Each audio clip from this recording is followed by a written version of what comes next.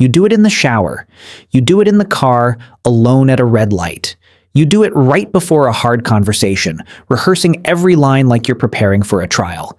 And if someone walked in on you mid-sentence, you'd probably stop and laugh it off. Oh, I was just thinking out loud. But here's the strange part. That voice in your head, the one narrating your day, arguing with your boss who isn't there, coaching you through a tough decision, it's not a glitch. It's not a sign that something is wrong with you.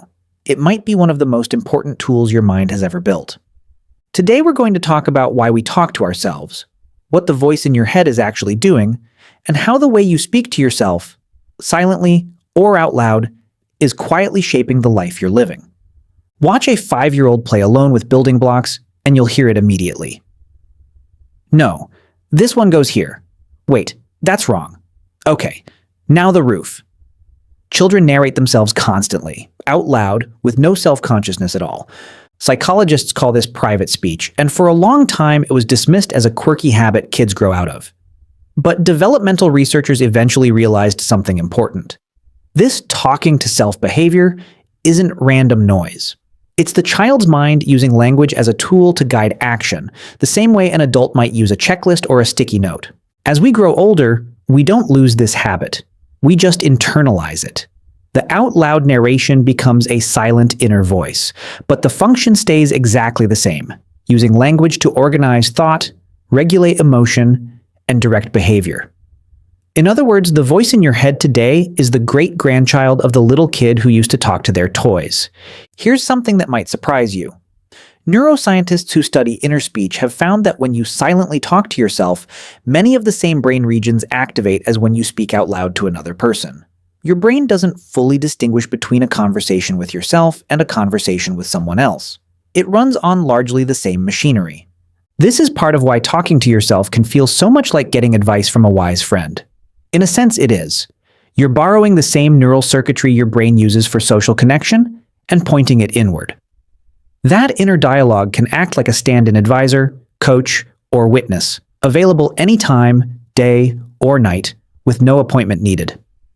This also explains why isolation and loneliness can feel so disorienting.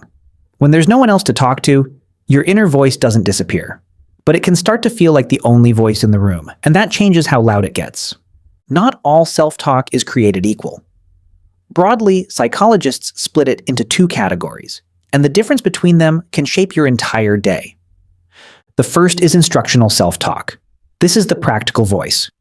Turn left here. Don't forget your keys. Breathe before you answer. It's task-focused, quiet, efficient.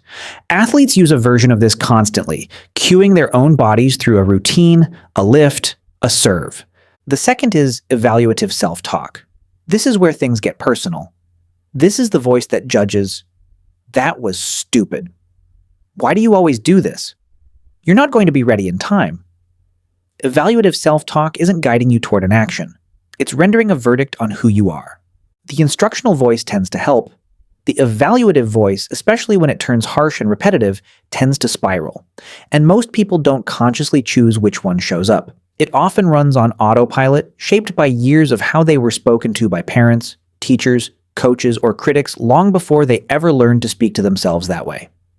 Think about how you talk to yourself when you drop something in the kitchen versus when you make a mistake at work in front of people you respect. Same brain, same voice, wildly different tone. That inconsistency is a clue. It tells you the voice isn't reporting some fixed objective truth about your worth. It's reacting to context, stress, and old habits, which also means it can be retrained the same way any habit can. If you've ever noticed your self-talk getting sharper, meaner, more relentless during stress, you're not imagining it. Under pressure, the brain shifts into threat detection mode, scanning for anything that could go wrong.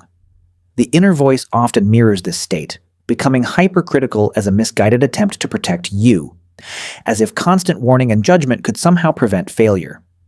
This is where rumination comes in. The mental loop of replaying a mistake or a fear over and over without ever resolving it. Unlike productive self-talk, rumination doesn't move you toward a solution. It just repeats the problem again and again, tightening its grip each time. Researchers studying anxiety and depression have consistently found that this pattern of relentless, self-critical inner speech is strongly linked to lower mood and higher stress. The voice in your head isn't neutral. It has real, measurable weight on how you feel. Here's one of the most fascinating findings in this entire field. Psychologist Ethan Kross and his colleagues discovered something unexpected about how we talk to ourselves under pressure, specifically the difference between using I and using your own name, or you.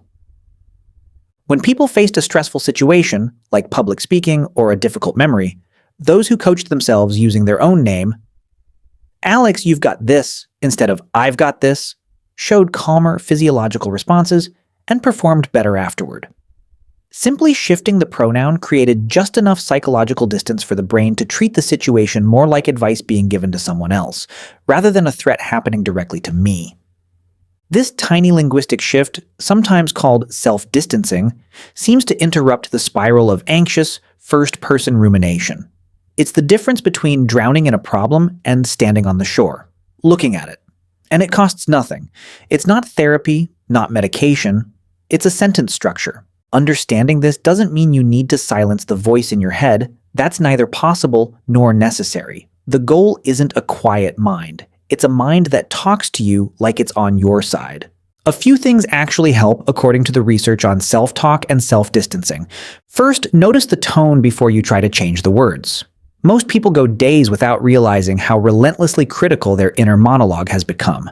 Simply catching it, "That was a harsh thing to say to myself," is often the first real intervention. Second, try the name switch technique during stress. Next time you're nervous before something important, coach yourself in the second or third person, the way you'd talk to a friend. It sounds strange the first time. It works anyway. Third, separate instruction from evaluation. When something goes wrong, ask what you would tell a friend in the same situation, then say that to yourself instead of the verdict your mind wants to hand down. "That didn't work. Try this instead," moves you forward. "You always mess this up," does not. None of this changes overnight. And that's worth saying plainly. If your inner voice has spent 20 or 30 years defaulting to criticism, a single video isn't going to rewrite that pattern by tonight. But every small moment of noticing, every time you catch the harsh verdict before it fully lands, every time you switch to your own name under pressure, is a rep. And like any rep, it compounds. There's also a quieter benefit to all of this. People who learn to talk to themselves with more patience tend to extend that same patience outward. The way you speak to yourself in private has a way of leaking into how you handle other people's mistakes, other people's bad days.